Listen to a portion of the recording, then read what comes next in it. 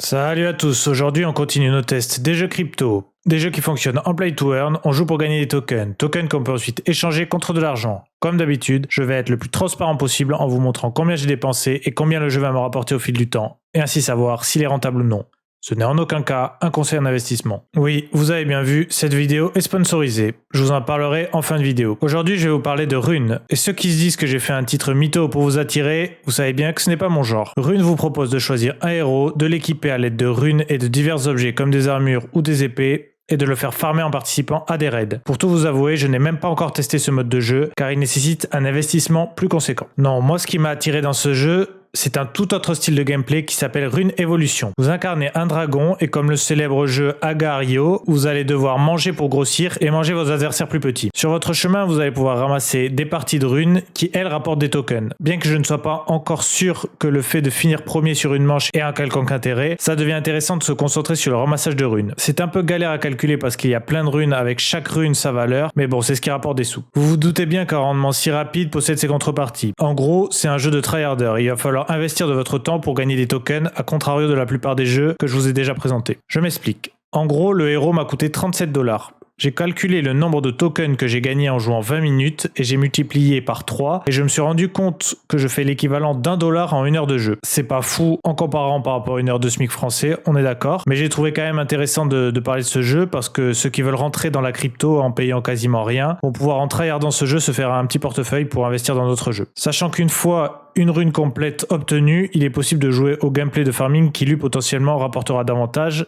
Mais bon, je ne peux pas vous en parler vu que j'ai pas encore testé. De mon côté, je pense que je vais y jouer de temps en temps pour essayer d'avoir au moins une rune pour tester pour me rembourser mon entrée dans le jeu. Pour ceux que ça intéresse, le jeu propose un lien de parrainage. On vous paierait 20% moins cher votre coût d'entrée dans le jeu et moi je recevrai une rune et 1% de ce que vous gagnez supplémentaire évidemment que je ne vous vole pas votre récompense. Pour ça, je vous mets le lien en description. J'ai pas vraiment creusé tout l'aspect équipement etc. parce que pour l'instant ça ne m'intéresse pas vraiment. Au niveau du gameplay, on va pas se mentir, c'est pas le jeu de l'année, c'est un peu redondant, la musique est un peu horrible, mais ceux qui sont motivés à se faire des sous, en tout cas, ils vont pouvoir le faire avec ce jeu. Voici venu le temps de vous présenter le partenaire de cette vidéo, Ninetales, une collection de NFT bientôt en vente pour financer un projet de jeu de cartes Play to Earn. Pourquoi j'ai accepté leur offre? Parce que déjà les designs des personnages sont ouf. Il y aura donc 9999 personnages uniques, tous dessinés à la main, avec 9 royaumes, 9 races et 9 personnages. Faut savoir que moi j'adore l'Heroic Fantasy, donc j'ai hâte de voir ce que le projet final va donner. Ensuite, l'équipe est solide et originale,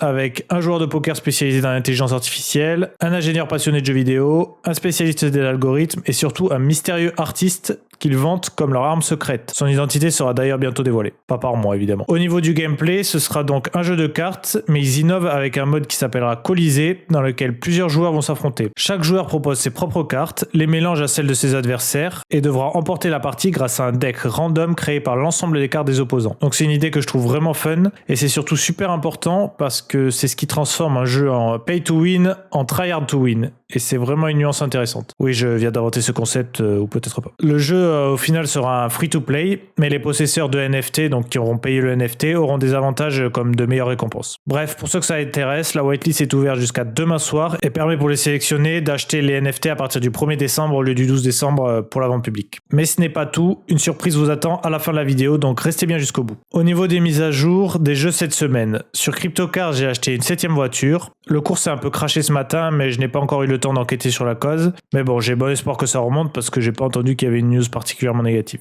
Le cours de mon crypto, lui en revanche, monte plutôt bien avec plus de 8$ par bitcoin, donc ça fait plaisir. Même si cette dernière semaine, le jeu a quand même pas mal bugué. Au niveau des ajouts, il y a désormais une barre de vie au-dessus de nos personnages pour voir leur état de fatigue. C'est toujours ça de prix. Le token de Coin2Fetch, lui aussi est descendu, mais c'est pas très grave car ça nous permet de farmer plus vite en espérant qu'il remonte bientôt. Grâce au lien de parrainage, j'ai pu avoir 2 nouveaux poissons, une crevette super rare avec un chroma 8%, donc pour ça je suis content, et une 2e étoile de mer. Pour finir sur les news, petit point sur le jeu de la semaine dernière, Ninja Fantasy. Le token était monté à 24$, donc j'étais content, mais il est vite redescendu à 11$. Donc pour l'instant, j'ai accumulé 2,45 LFS, donc on est tranquillement en route vers le ROI de 56 jours que j'avais annoncé. Peut-être même qu'on va pouvoir gratter des jours si le token remonte. Pour vous tenir au courant, je vais vous faire une nouvelle petite rubrique avec mes investissements. Cette semaine, j'ai donc investi dans 2 projets. Le premier, c'est une opportunité que j'ai eu de rentrer dans Atlantis Metaverse. Donc c'est un futur play to earn mélangeant RPG et auto-chess. Il suffit de me mettre 2 beaux designs de mythologie grecque pour me faire cracher mon oseille. Le projet a l'air assez gros, avec pour objectif de créer 4 univers, l'océan, les enfers, le ciel et la terre, intégrés dans un métaverse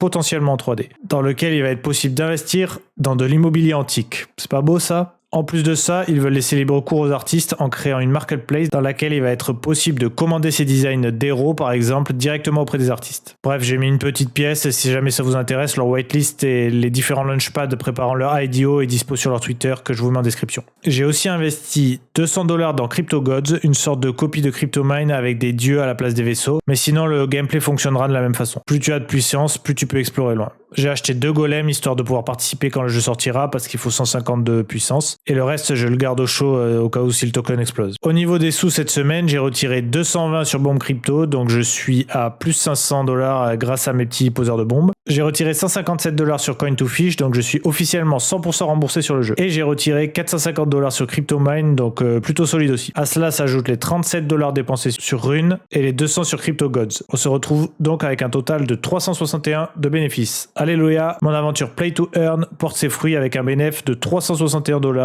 au cumul de tous mes investissements. Bon, je vous l'accorde, il faut que je bosse un peu sur l'Excel parce qu'il est particulièrement dégueu. Pour fêter ça, la surprise que je vous ai annoncée plus tôt dans la vidéo, le Discord est officiellement prêt. Vous pouvez retrouver le lien dans la description. Bon, pour l'instant, il y a le strict minimum, mais on l'améliorera ensemble au fil du temps. Pour bien commencer, j'ai mis en place un petit giveaway grâce à Ninetales qui vous offre un accès prioritaire à leur whitelist pour donc pouvoir commander leur NFT avant tout le monde. Au passage, évidemment, j'en ai un aussi pour moi parce qu'il faut pas déconner. La chaîne continue son ascension fulgurante avec 937 abonnés pris en une semaine, quasiment 1000, c'est insane. Encore merci à tous pour cette fabuleuse aventure que je vous partage cette semaine. J'ai du mal à trouver le temps pour vous préparer d'autres vidéos chaque semaine, mais je vais finir par y arriver. En attendant, si je n'arrive pas à en caler une autre, on se retrouve la semaine prochaine pour une nouvelle vidéo.